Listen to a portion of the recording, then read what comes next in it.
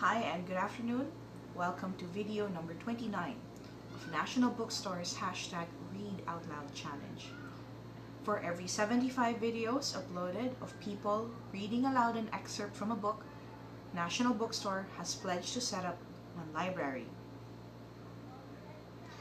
For today, to continue with the Season of the Spirit, allow me to read to you again an excerpt from the book Jesus, the Son of Man by Khalil Gibran.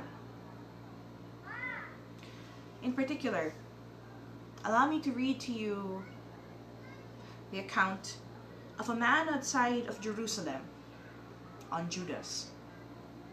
Now, quite often, a lot of people paint Judas as one of the worst villains in the story of Jesus. And when you think about it, Judas was really just trying to do what he sincerely thought was right at the time. He too believed in Jesus. How could he not? He was one of his followers. But sometimes, some people just take it to the extreme. And this is when we realize that perhaps he had a completely different vision of what Jesus should have been doing, or must have been doing.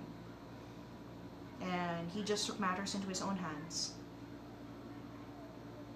But I get ahead of myself.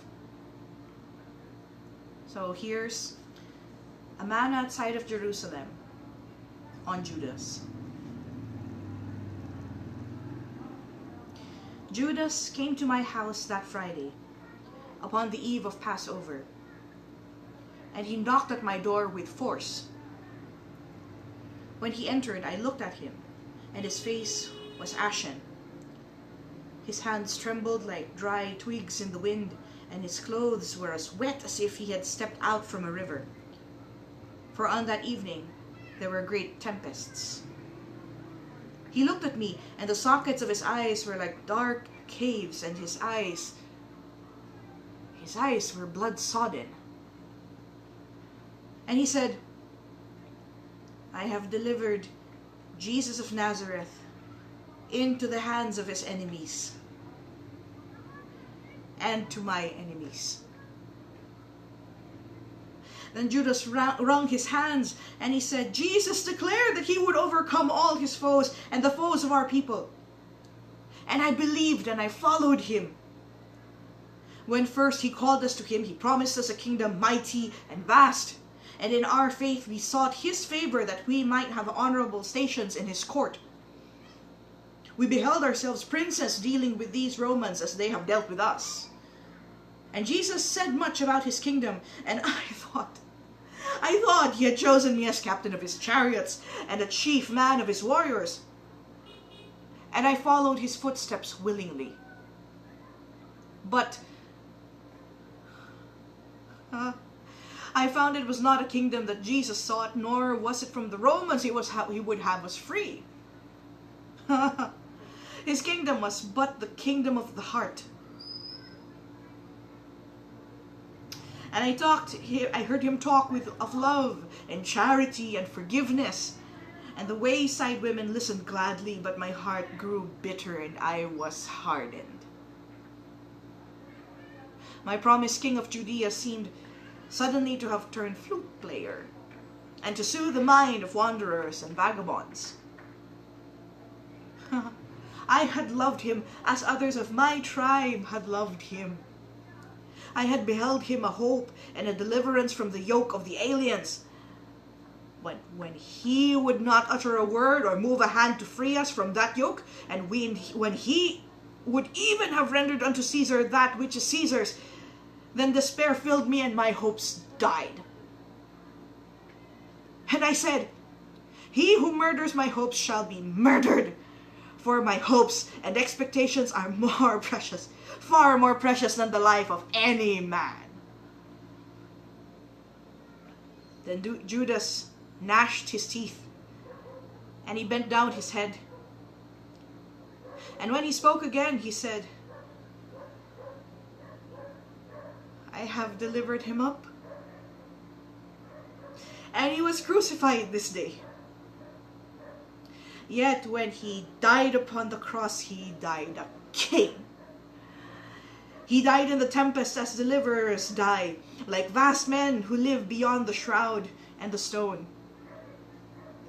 And all the while he was dying, he was gracious, and he was kindly, and his heart was full of pity. Pity. He felt pity even for me who had delivered him up. And I said, Judas, Judas, you have committed a grave wrong. And Judas answered, but he died a king. Why did he not live like a king? And I said again, you have committed a grave crime. And he sat down there upon that bench, and he was as still as a stone. But I walked to and fro in the room, and once more I said, you have committed a grave sin. But Judas said not a word. He remained as silent as the earth. And after a while he stood up and faced me, and he seemed taller. And when he spoke, his voice was like the sound of a cracked vessel. And he said, sin was not in my heart. This very night I shall seek his kingdom, and I shall stand in his presence and beg his forgiveness. He died a king, and I shall die a felon. But in my heart, I know he will forgive me. After saying these words, he folded his wet cloak around him, and he said, it was good that I came to you this night, even though I have brought you trouble. Will you also forgive me? Say to your sons and to your sons' sons, Judas Iscariot delivered Jesus of Nazareth to his enemies because he believed Jesus was an enemy to his own race. And say also that Judas, upon the self-same day of his great error, followed the king to the steps of his throne to deliver up his own soul and to be judged. I shall tell him that my blood was also impatient for the sod, and my crippled spirit would be free. Then Judas leaned his head back against the wall, and he cried out, O God, whose dreaded name no man shall utter ere his lips are touched by the fingers of death. Why did you burn me with a fire that had no light? Why did you give the Galilean a passion for a land unknown, and burden me with desire that would not escape kin or hearth? And who is this man, Judas, whose hands are dipped in blood? Lend me a hand to cast him off an old garment and a tattered harness. Help me to do it tonight. And let me stand again outside of these walls. I am weary. I am weary of this wingless liberty. I would a larger dungeon. I would flow a stream of tears to the bitter sea. I would be a man of your mercy rather than one knocking at the gate of his own heart. Then Judas spoke, and thereupon he opened the door and went out again into the tempest.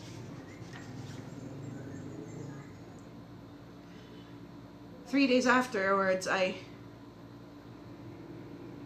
visited Jerusalem and heard of all that had come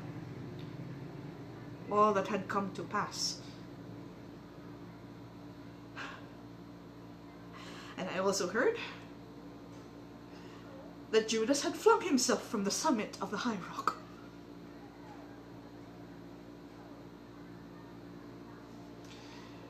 I have pondered long since that day,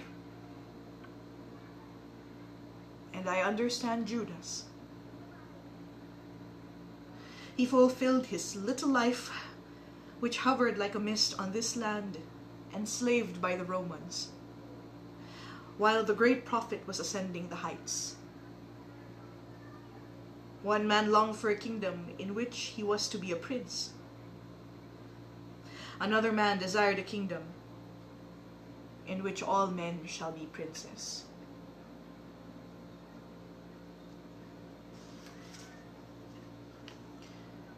The account of a man outside Jerusalem on Judas.